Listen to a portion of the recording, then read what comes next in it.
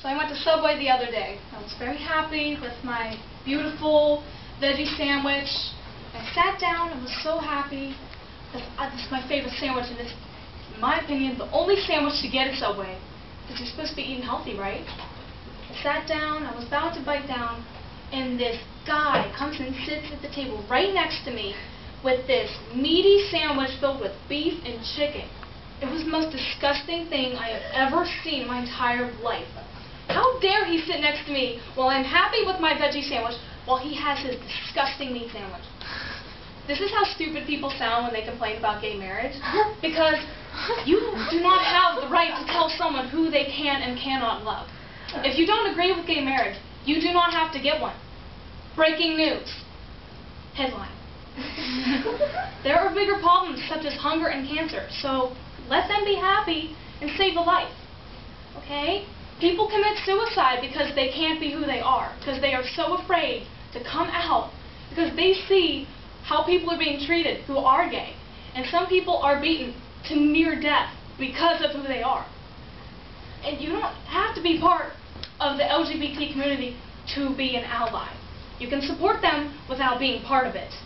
Okay? See, the thing is, I'm sorry, I lost my place. But this liberalism. That's what I thought. This behavior can be compared to when African Americans were struggling to get their equality. Because if you think about it, if you were to replace African American with homosexual in the history books, it's the same story. We take history to learn from mistakes. So if we are not learning from the mistakes made in the 1960s, why can't we not just move on? Because we're reading the same story, and it's happening again now. So why can't we just skip the disagreements and move on to equality? There are rallies, protests, and violence, the same thing that happened in the 1960s and before.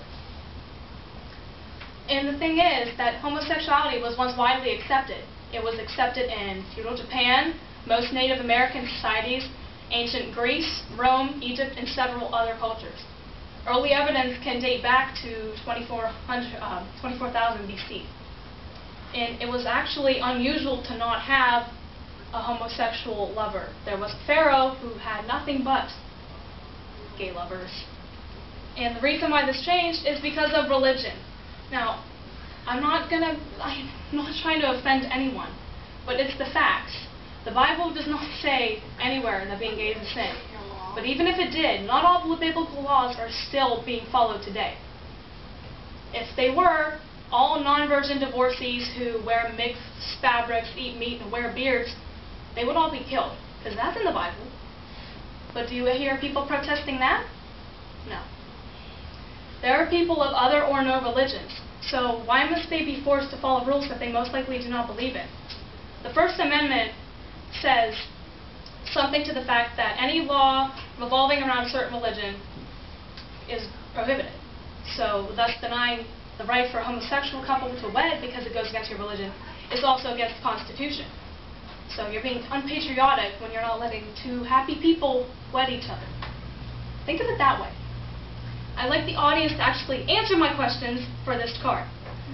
How would you feel if the tables were turned? Pretty bad? It would kind of suck. Yeah, what if all gays deem homosexuality as a sin, and you couldn't have the dream wedding that you've been planning since you were a kid because your marriage became illegal? How would you feel if you couldn't be with the one that you loved because it was labeled unnatural and had to hide out when with your girlfriend or boyfriend because you didn't want to be spit on? This is a personal belief of mine, so please just do not say anything. I believe that everyone has some sort of bisexuality because Woman Crush Wednesday and Man Candy Monday. I'm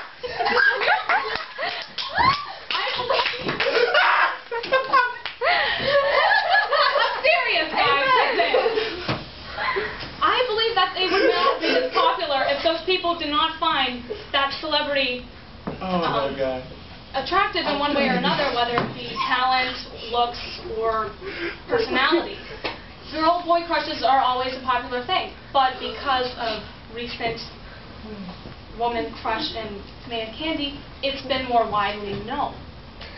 I've heard people say if I were the opposite gender, I would so date them. So if you're attracted to them that way, why aren't you dating someone exactly like them? If you are closed-minded about love and ways of sexuality, or the type of person, and you only go for the buff, blonde guy with the blue eyes and the sparkly teeth, you're not gonna find who you're destined to be with because you're only looking for this type of person. Your soulmate could be black or white, Christian or atheist, male or female. And some people end up getting divorced because they come to a late realization of their sexuality. This actually works both ways. Gays get divorced because one realizes they're straight. It's happened before. So, and my other notes are, homosexuality is natural and found in chromosomes, so when you say it's unnatural, you're not being a scientist. Bill and I would slap you. Gays not only deserve equality. I don't think they deserve equality because they need justice. Equality means that they can still walk the same streets, use the same restrooms, but they can still be spit on because of it. You don't have to agree with it, but if you accept the fact that they're living creatures, they get their justice, and that's really what they need.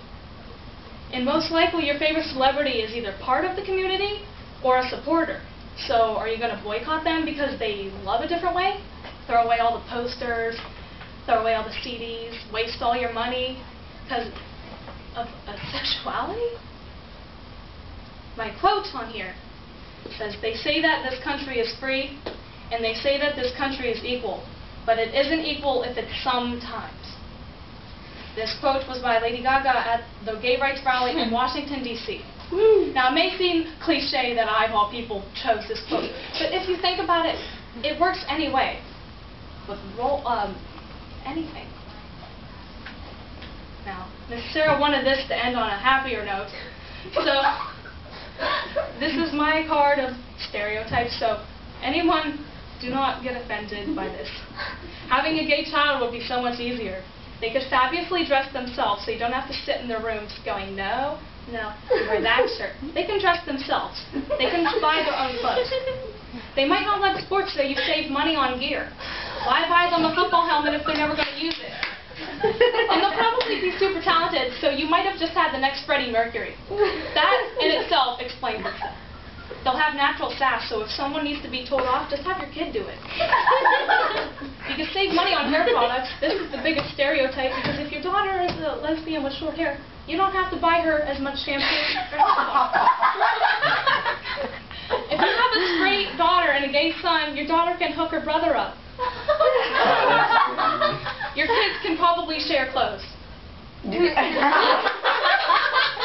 you don't have to worry about teenage pregnancy.